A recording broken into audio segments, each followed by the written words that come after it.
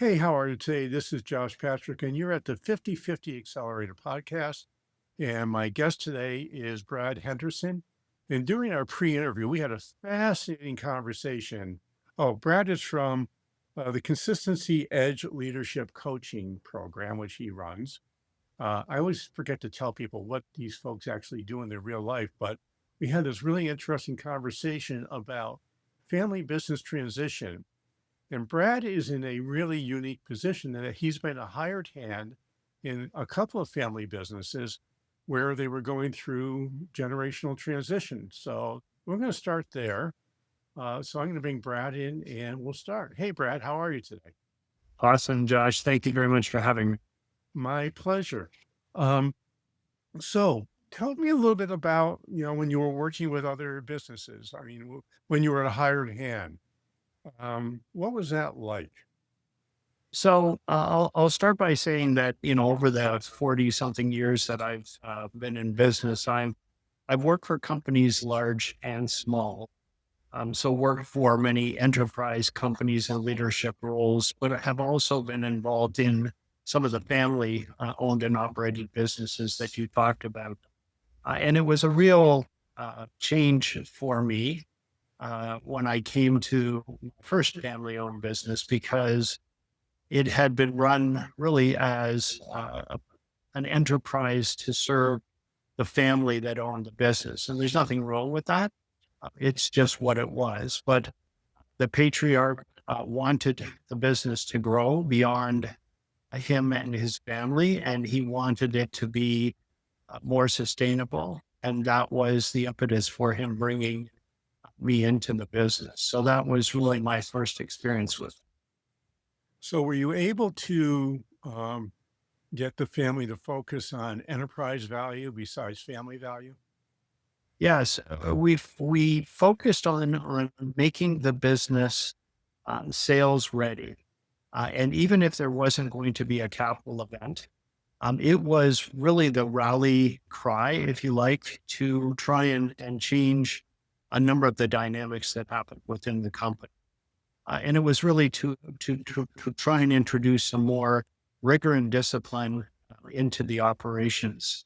A lot of businesses, when they start on, if you can have a staff meeting in the elevator because it's so small. But when the organization gets beyond being able to do that, particularly if there's a number of different geographic locations, that's where things start to change significantly, and where many older operators find themselves a little bit out of their depth in terms of how to manage that.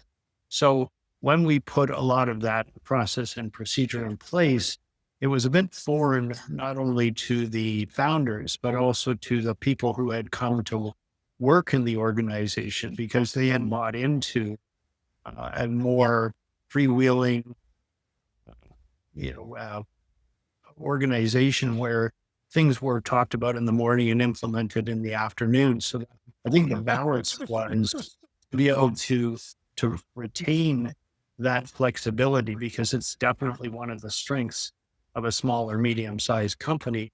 But at the same time, start to introduce the processes and procedures that will help to yield that consistent result that was looking for, and to also appear more valuable to a potential either merger and acquisition party or someone who's actually going to take the business over. So did they actually end up selling the business, or what was the result when you left? So the result was an exit, and we ended up selling a company of about 80 people, about $100 million in revenue, to one of Canada's large telecommunications companies. Oh, cool. It was a very positive outcome for the family because it's provided the generational wealth that they were looking for. It released the generational wealth that was in that business. It was also designed to try and give a pathway to the employees in the business because as a comparatively small organization, there were limited opportunities for the employees to grow. and there was no stock ownership equity vehicle inside of the smaller company. So moving to the larger company, they got options in the larger company, and that became a new opportunity for them. In addition to the fact that they could grow into different areas, have custom career development plans, have a more robust career process. So, eh, just a little, aside. My second book is called The Sell Ready Company, by the way. So, one of my big beliefs is businesses need to be sale ready, even if you have no intention of selling. Absolutely. And if you do that, A, your business is much more fun to run. It's probably more profitable. And people actually know what they're supposed to do. One of the things I love about systems, I don't like running systems myself because they annoy me, but that's besides the point. I'm a founder, so what can you say? Um, but the nice thing about systems is your employees, your team members know what they need to do for excellence, and your customers know what to expect on a consistent basis. Totally. And Totally. without that, neither of those happened. No, and you have, the old adage, are you working on the business or are you working in the business? And if you're monkeying around with the business, you're not building a sustainable one, Yeah. which is going to have enterprise value at the end of the day. And so it's being able to package that message up in a way that is digestible to the families that are running the business, so that they understand that you're doing these things for their own good. You're trying to plot their well-being as Yes. opposed to putting in processes and procedures for some academic reason or purpose. Yeah. I hate academic purposes because they don't work in business, in my experience. But Just a quick little note. The company in question, the company we were talking about, was a system integrator. So it integrated sophisticated computer systems, and its customers were medium and large organizations, so enterprise organizations. And the reason why these people were successful is because they were able to attract technology people who wanted to be involved in the most complicated, integrated processes in the marketplace, and so they were able to attract better talent than other companies. But what they didn't do is they didn't write these things down. So their processes, their solutions, if you like, were very much of, trust us, we've done it before, we can do it again. We'll have this for you. And that's a very difficult business model to be able to sell, if you like, to a potential person who's going to acquire your company. So we just very simply took what it was that they were doing, documented it into system processes and procedures, and we actually used Lego blocks as a visual to be able to say our solutions are like individual Lego blocks, and where our specialty is being able to put those Lego blocks together in a way that best suits your requirements for the business. that's And a it good was metaphor.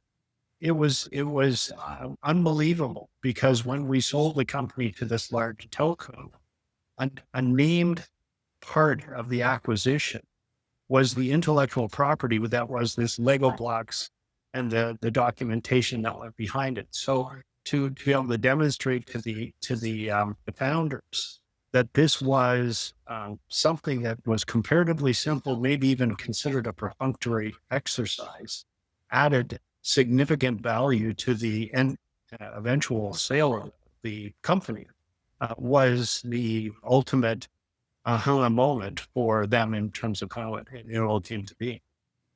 You also worked for a private enterprise where there was a rising generation that was getting ready to take over the business. Can you talk a little bit about what the challenges might have been there?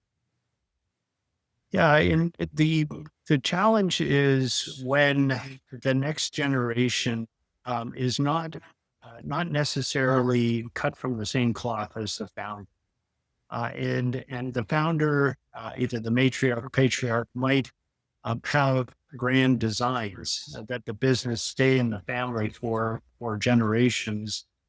But it's really a question of whether the matriarch patriarch is going to be able to let go of the reins, and whether the scion, if you like, is going to be coachable in that model and not feel overly privileged, and feel that just because their last name is the same as the founder's last name, potentially the same name as the company, that they are magically endowed with all of the same capabilities to be able to take over the business.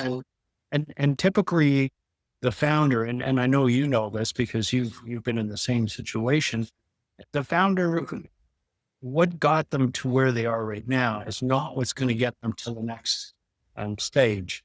And so if all they're doing is following what the founder did for the last 10, 20 or more years, they're not going to necessarily be able to grow. And there's a multi-part dance to that. Because if the founder feels, well, what got us here is going to get us to the place next. And if the scion feels either that's right, or they feel that something else needs to be done, but they're being pulled in the opposite direction by their parent, then that is where you get a lot of challenges. Yeah, that's one of the big deals I find is that, and I tell the elder generation that, look, at your rising generation is going to do things different. Just get over it, because that's what's going to happen. They're going to do things differently. Some will be better. Some might be a little bit worse. But if we have them do small experiments, we're likely not to hurt ourselves very much. A controlled fall is, I think, what we call it. Well, the truth is, in business, most of the things you try don't work. And where my issue is when you go on a major project and put all this energy into something, you're not going to give up till way past you should have given up. But if you're doing small pieces, you break that great big thing down to lots of small chunks, and you do one chunk at a time. If it doesn't work, it doesn't hurt.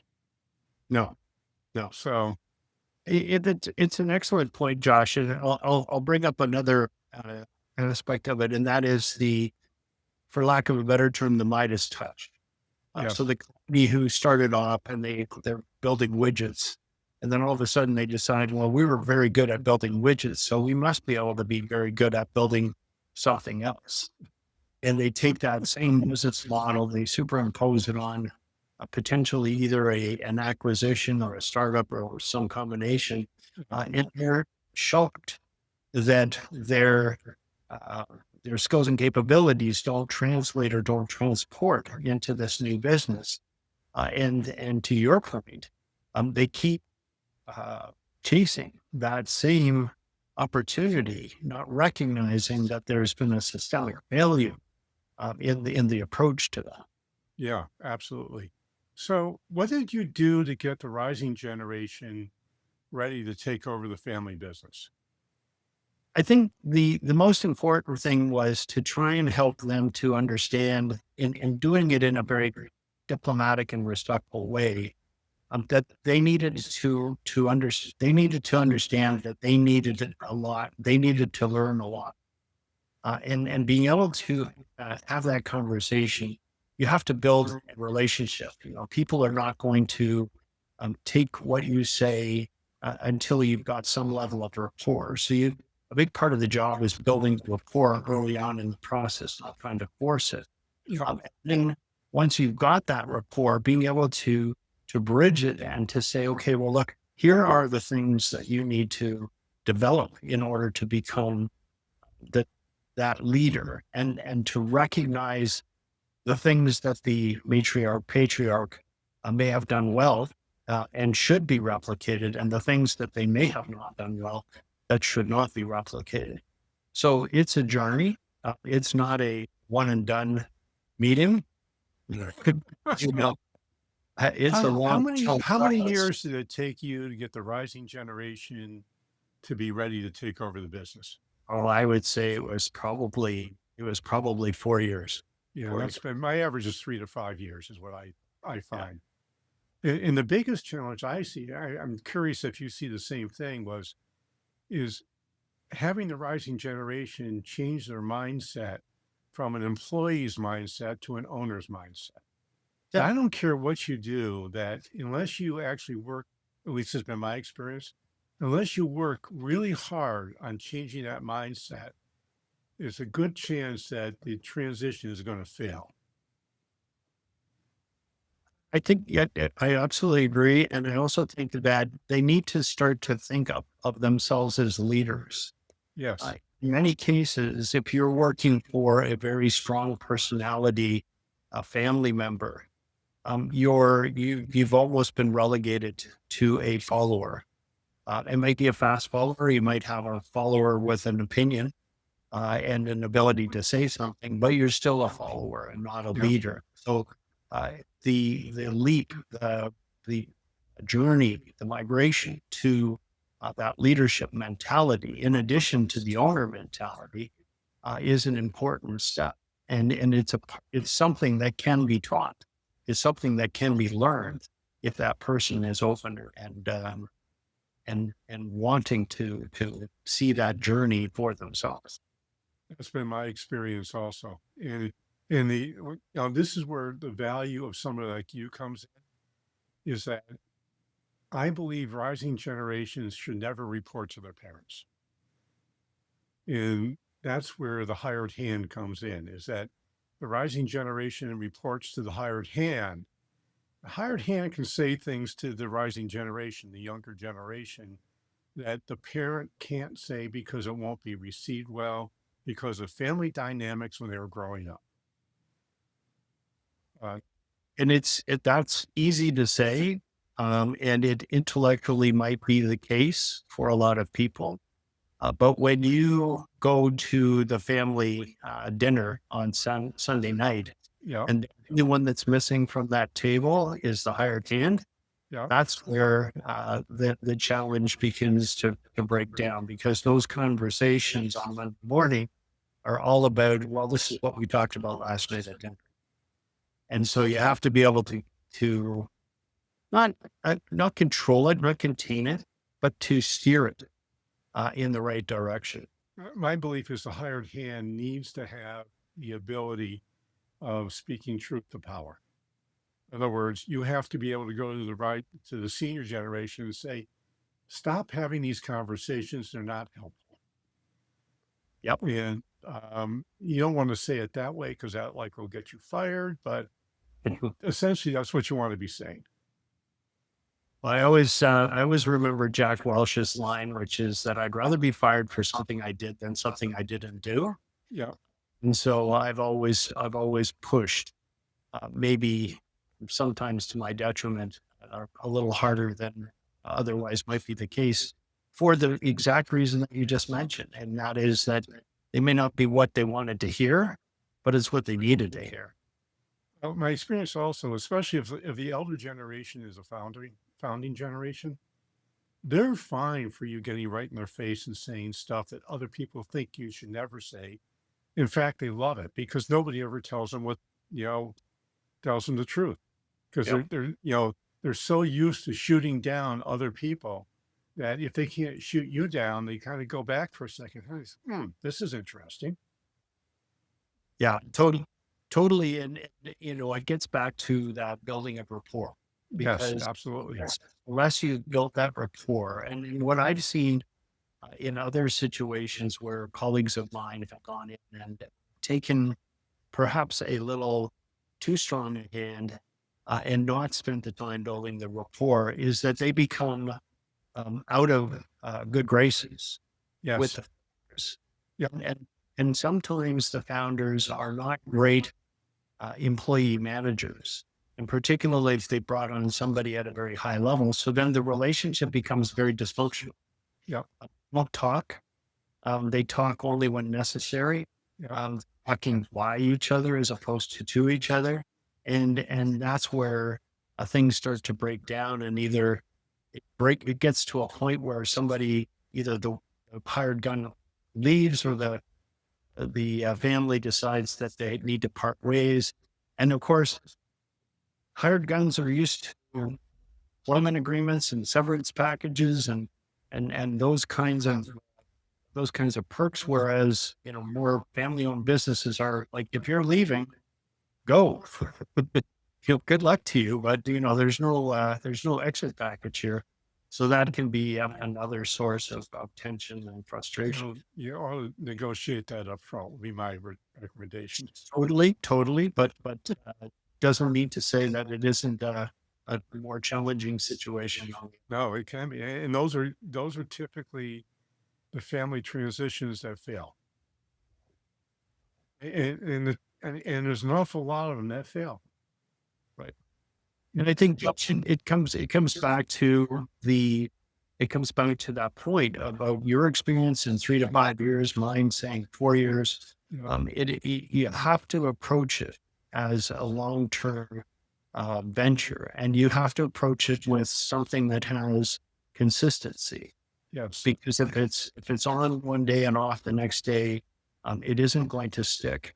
And the employees are used to a certain regime, and if that regime keeps moving back from where it used to be to what it's wants to be in the future, and it isn't kind of moving in one direction or the other, they're going to be very reticent to get on to the new program. And that's going to be another speed bump in the whole Well, process. they may try to sabotage it because they'll go back to the owner, the founder, and say, blah, blah, blah, blah, blah. But we can't do that. And they overrule you and they've learned that they can go around you. And this is even a bigger problem with the rising generation, is that I always say, if you're going to have your rising generation run a section, you can't overrule them and you can't get in the way. They come to you with a problem. You say, that's cool. Have you talked to my son or my daughter? And if the answer is no, so we'll go talk to them. And if that doesn't work, then the three of us will talk. Yeah. And that's one of the things I always train the elder generation. That's how you have to answer these questions. Otherwise, they're usurping the authority. And by the way, the same with me. Totally. So, No, anyway, yeah. Brad, I am really sorry, but we are out of time. Well, you And- weren't. Yeah. And I know you've written a book on leadership. So tell us a little bit about that and where you can find it and that kind of good stuff. Sure. Thank you. So with my 45 years of experiences in large companies and small companies, helping smaller companies grow and build infrastructure, and sort of ironically helping large companies to strip out the bureaucracy that was getting in their own way and becoming more lean and mean, like the smaller organizations I work with. I used my memoir, if you like, as a framework to share all of the lessons that I've learned, the hard fought successes, the humbling setbacks, and to help the next generation of leaders be able to benefit from that. My hope is that everybody will make new mistakes and not make the old ones, because there's really no excuse for making the old ones because they're pretty well documented. But if anyone is interested in the book, it's coming out in the next couple of weeks. They can go to my website, which is www.consistency-edge.com. So www.consistency-edge.com. Sign up for the mailing list and I'll make sure you get an advance call. Cool. Sounds great. And I've got two things I'd like you to do. First is wherever you're listening to this podcast, please give us an honest rating and review. If you love us, give us 5 stars. If you hate us, give us 1 star. And I'll just cry a little bit. I promise. I won't get your keyboard all wet, but that doesn't happen anyhow. And the second thing is we're always looking for great guests like Brad. So if you own a business and you have a story to tell or you have a challenge that you would like some help with, why don't you send me an email at jpatrick@stage2solution. That's the number 2 with the solution being singular.com. Let me know you are interested in being on the show, and I'll send you a link and we'll have a conversation to see if you would make a good guest for us. Again, that's jpatrick@stage2solution.com. And you're at the 50/50 Accelerator Podcast. This is Josh Patrick with Brad Henderson. Thanks a lot for stopping by. I hope to see you back here again real soon.